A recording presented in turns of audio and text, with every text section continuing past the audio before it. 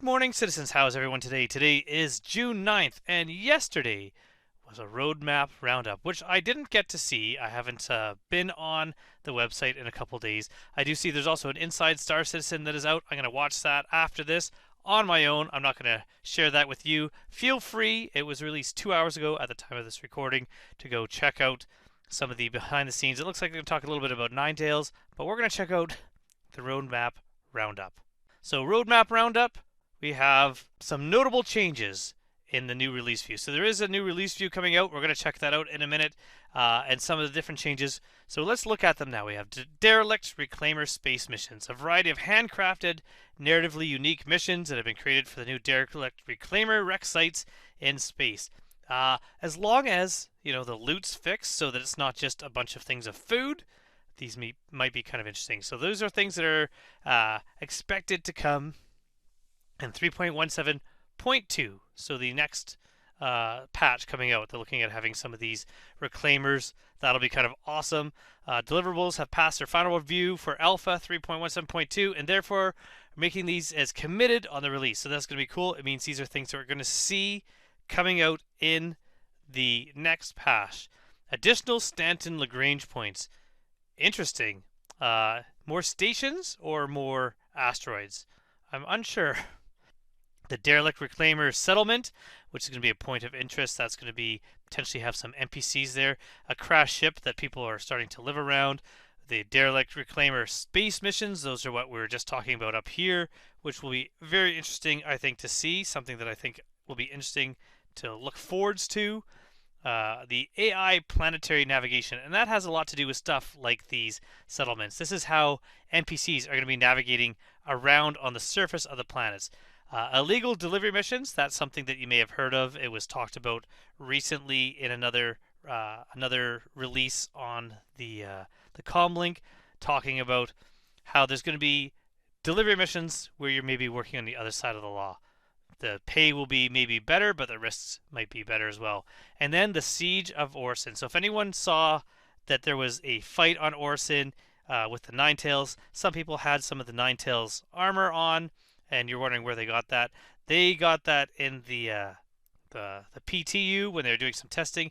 And then there was a couple times where the mission did start out recently, but then had a crash right when it started, because it actually wasn't really supposed to start during Invictus. It was a little bit of a bug that mission was starting, so they may have gotten some of the items that way. But this is going to be a mission with the Ninetales attacking on one of the platforms of Orson, and you're going to be able to do some first-person combat in order to fight there, which will be kind of interesting. One thing that I'm kind of thinking, I haven't tested it myself, I've never played it for myself, but being on Orson, I'm wondering if that means if looting can be done right into local inventory. If so, that will definitely make things a lot cooler and easier as far as getting some of that new gear. Progress tracker updates. Now the progress tracker, they've updated salvage, vehicle munching. That's an interesting choice of words, but basically taking large chunks of metal from ships and refining them into materials. So there's going to be a grinder systems board. This will be something that'll be on, I'm assuming, the Vulture at the moment. Freight elevators, something I'm super excited for. So this is part of the cargo refractory. You're going to be physically loading and unloading cargo into your ship. So at different points of interest in different locations, and it says here on landing pads and garages and docking collars, your freight that you're buying is going to be delivered there, and you're going to have to physically move it into your ship. You will need, at the very least, to get anything done, the tractor beam attachment that comes on the multi-tool. So definitely be picking one of those things up. But it'll be kind of interesting to see what kind of things are going to be loaded if you could choose the size of the container. So maybe choose one of the 32 SU size containers, have it brought up in an elevator, and pick it up with the Argo Raft. If so, the Argo Raft is suddenly going to become such a much better ship to own, because loading and unloading and doing delivery runs and cargo runs are going to be so much faster with a ship like the Raft. So I think that might actually have the Raft coming into its own and being a really cool ship. One I don't own, I have very little experience with, but it's going to be kind of a new thing. This is cool. New player experience. So This is an initiative for improving the initial first 30 minutes of gameplay experience, which will help players understand the context of the world and introduce them to some of Star Citizen's basic features. This will include updates to landing zones, spaceports, hubs, shops, and more. That is cool. I mean, I don't mind people coming and looking at my videos, my tutorials, helping them out, but there's so many people you still see playing, and they're like, where's my ship? How do I open a door? How do I get anywhere? Having something like a little in-game tutorial is necessary for this game in the future. When it is fully released, you are going to need to know what to do and how to do it. And so starting with this, getting it working, getting some feedback, refining this, it's only at the beginning of a game, and I'm assuming if you do a character reset, that'll be the only time you see this. But just explaining some of the ways to use the inner thought wheel or to open doors, little prompts, if you can turn them on and off, if you can choose in your game settings whether you see these or not. But I think this is an awesome thing that is much overdue in this game. Player machine physical interaction. So that is used in some ships. I think the Gladius, when you get into it, you see the player pushing some buttons when he gets into the ship. I just mind that now for everyone who can't see me at home. Really, I guess this is more of an audio thing at the moment, so you're not really being able to see what I do. But yes, activating something and seeing your hand go out and activate it, that's kind of cool. It's going to be kind of weird if it's automatically done that every time you do something like activate missiles or fire missiles using, say, HOTAS or something like that, especially if you're in VR and you're watching your hands fly around and do that. But I think this is kind of a cool thing and something that's going to kind of bring more immersion into the game. A lot of people don't like that a lot of things are operated just by beams, so why not see someone operating the doors and the controls of the ship? We have the Aegis Retaliator base, so that is just basically balancing the base version of the Retaliators. So that's going to be added to the vehicle content and deliverables. The Anvil Crucible, which is coming out, that'll be kind of a cool ship. And so they're working on the repair platform. Repair, I'm guessing, is the next thing after salvage that they're going to work on. So, due to the additional priority being put on salvage work mentioned above, the following deliverable is being removed from Progress Tracker temporarily and is rescheduled. Room depressurization. Alright, so that's kind of interesting.